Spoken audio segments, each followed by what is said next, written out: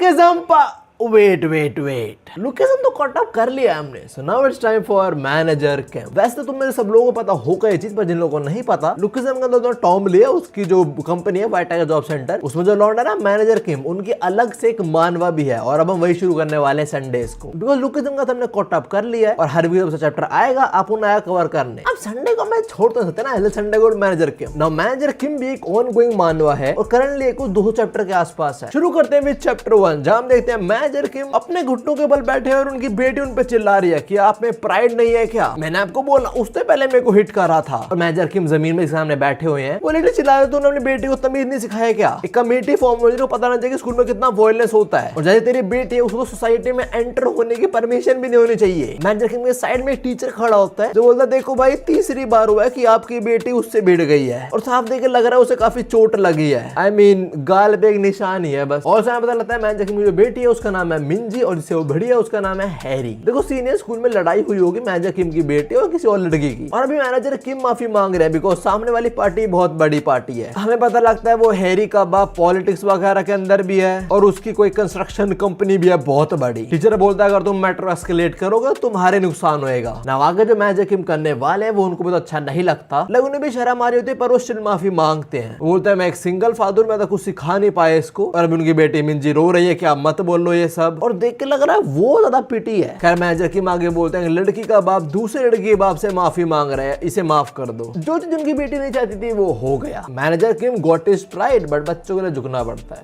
अब हम शाम का सीन देखते हैं, उनकी बेटी उनसे काफी आगे जा रही है और ये लोग बस चले जा रहे हैं विदाउट एनी कन्वर्सेशन। तो कुछ बात करने के लिए मैनेजर किम बोलते हैं तुम्हें कुछ खाना है? शी स्ट्रेट अप सेज नहीं, और उसके बाद वो बहुत सुनाते हैं मैनेजर किम को कि ना ही मुझे खाना, ना ही मुझे स्कूल जाना, और ना ही मुझे आपके ऐसे फट्टू बाप चाहिए। आपकी दिक्कत क्या है? आप कुछ कर क्यों नहीं सकते हो? मेरी क्लास में हर किसी का बाप आइदर बहुत पावरफुल बंदा है पॉलिटिक्स में या चेयरमैन है कहीं ना कहीं का, और आप एक नॉर्मल जॉब करते हो। देखो बच्चे सुना देते हैं माँ बाप को, पर इसका आगे जो वो बोलती है, शी सेज आपने मुझे पैदा भी क्यों करा अगर आप मुझे पाल ही नहीं सकते हो तो, और हमें ऐसी साउथ कोरिया जगह में रहते भी क्यों हैं? अगर हमें ऐसे रहना था तो आपने मुझे जिंदगी ही क्यों दी? आपके जैसा इंसान who is so incompetent shouldn't have me. ये कुछ ज्यादा कठोर वचन थे और मैनेजर किम बस सुनते हैं, वो कुछ बोलते नहीं। उनकी बेटी सब बोल के यहाँ से जा रहे होते हैं, मैंने लोग ट्राई करते हैं, पर वो बोलती है मैं जा रही हूँ और मेरे पीछे मत आना, और आज की रात में अपने दोस्त के यहाँ बिताऊंगी। ये बोल के वो चले जाता है, मैनेजर किम उधर ही खड़े रह जाते हैं बस। देखो हमें पता है मैनेजर किम के बारे में वो क्या चीज है, बट शायद से वो अपने एजेंडा रिवील नहीं करना चाहते। फिर से बाद मैनेजर किम की बेटी मिंजी पे आते हैं जो अपने दोस्त के घर नहीं पर जिससे लड़ाई होती है सब उसे वापस लड़ने चली गई। पहले हैरी चाटाते मारते हैं मिंजी को और फिर मिंजी भी इसके बाल पकड़ के और यहाँ बिल्लियों की लड़ाई शुरू हो जाती है। आसपास वालों ने मजे लेकर ओ कैट फाइट। इनकी लड़ाई के बीच एक लौंडा आके मिंजी के लात दे मारता है, बोलता साले तूने मेरी बंदी पर हाथ कैसे उठाया? ये है कोई के क्रू का Min Ho Seong the only Seong I know is Johan. Also यार इसकी बंदी नहीं है, क्रश है इसकी। आई मीन लड़की बचाओ लड़की तुम्हारी, ये क्या है टट्टी बॉलीवुड ने हमें। एनीवेज अभी हैरी भी शुरू हो जाती है, तो बोलती है हाँ पीट साली को ना ऐसा कोई कनेक्शन है, ऐसा कोई दोस्त है। देखो पहले लड़ाई होने के बाद भी मिंजी वापस से भिड़ने आई इस पे, तो ये चीज तो समझ गए तुम लोग। लाली चुप तो नहीं बैठती, और उसे पता है वो पिट सकती है, बट तब भी वो बोलती है कि तुम सब घटिया लोग हो, all you guys are cringe. ये बात सुन के मिनो गुस्सा आता है, वो मिंजी के बाल पकड़ता है और चांटे पे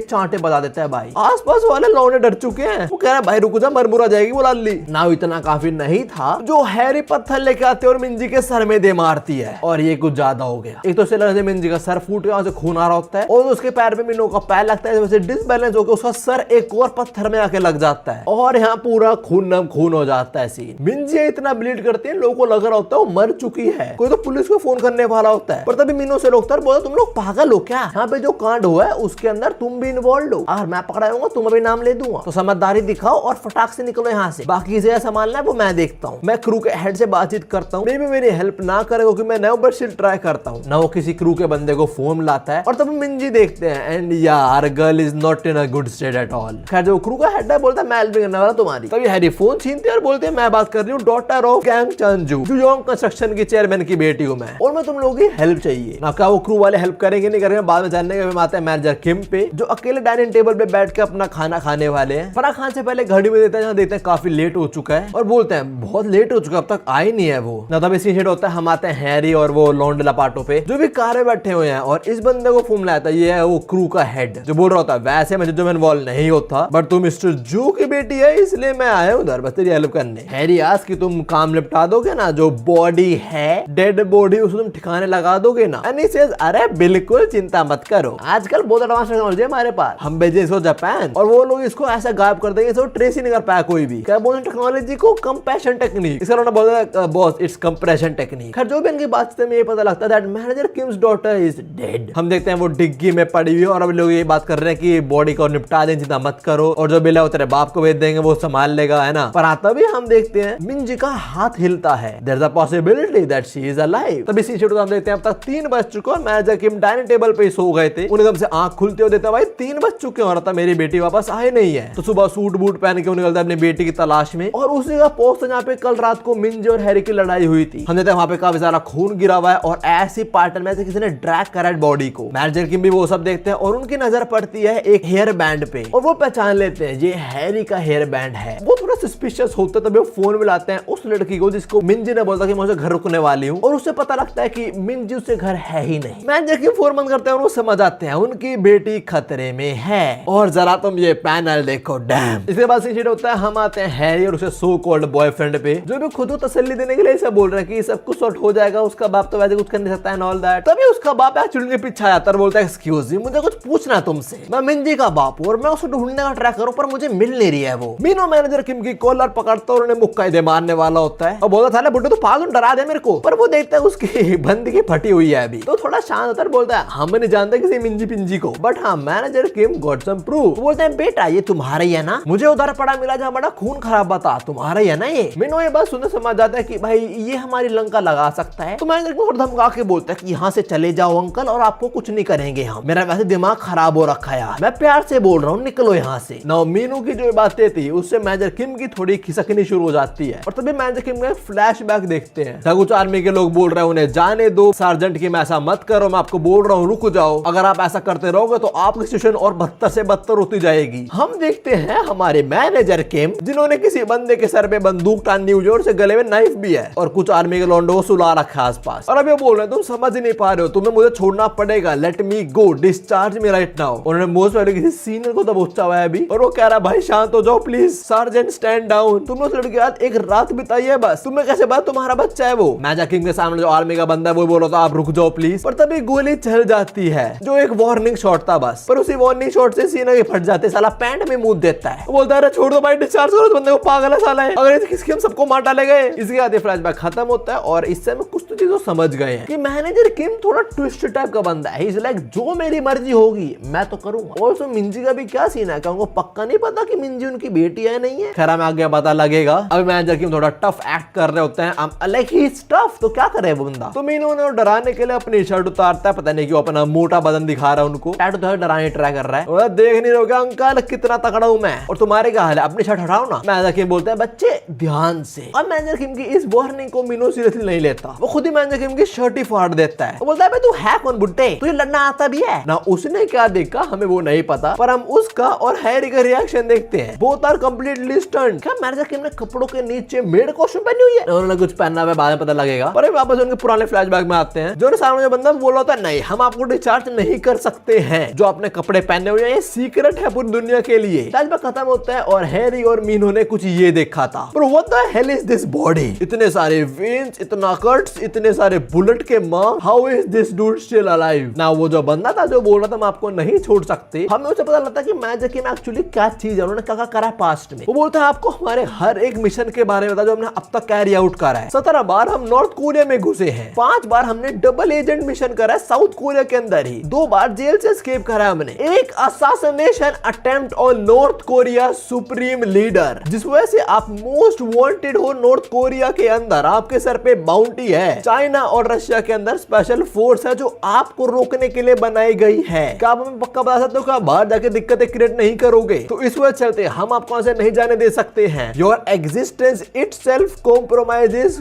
फॉरेन अफेयर्स। भाई पहले चैप्टर में जो इंट्रो है मेजर किम का, how bad as that is. खैर फ्लैशबैक खत्म हो जाता है और जो मिनो है मेजर किम 2-3 मूव्स में इसको उड़ा देते हैं, सर के बल जमीन में गिरने वाला होता है, पर मेजर किम इसके सर को पकड़ लेते हैं अपने पैरों से और बोलते हैं मैं सवाल पूछने वाला हूं तुझसे एक, मेरी बेटी कहां है? जस्ट इमेजिन अभी करंट लुकिज्म के अंदर कोई मिंजी के कुछ बुरी हरकत कर दे, भाई ये इंसान उसके फाड़ डालेगा। खैर मेजर किम ने अभी जो पूछा कि मेरी बेटी का है, मिनो को जवाब नहीं देता, तो मेजर किम मुझे थोड़ा सा बस हल्का सा टॉर्चर करता जाते हैं। तुम्हें उनकी स्ट्रिंग्स वगैरह याद ही होंगी, तो वो निकाल लेते हैं और चोक करना शुरू हो जाते हैं। जैसा देख के हैरी तो बेहोश हो जाती है, सेंसिटिव बिच। पर दूसरी साइड मीनो मुंह खोल देता है अपना और वो बोलता है राइट लेफ्ट राइट लेफ्ट। मैं जब कार में था मुझे यही याद है बस। वो कल ले गए तेरी बेटी को, मुझे ये नहीं पता।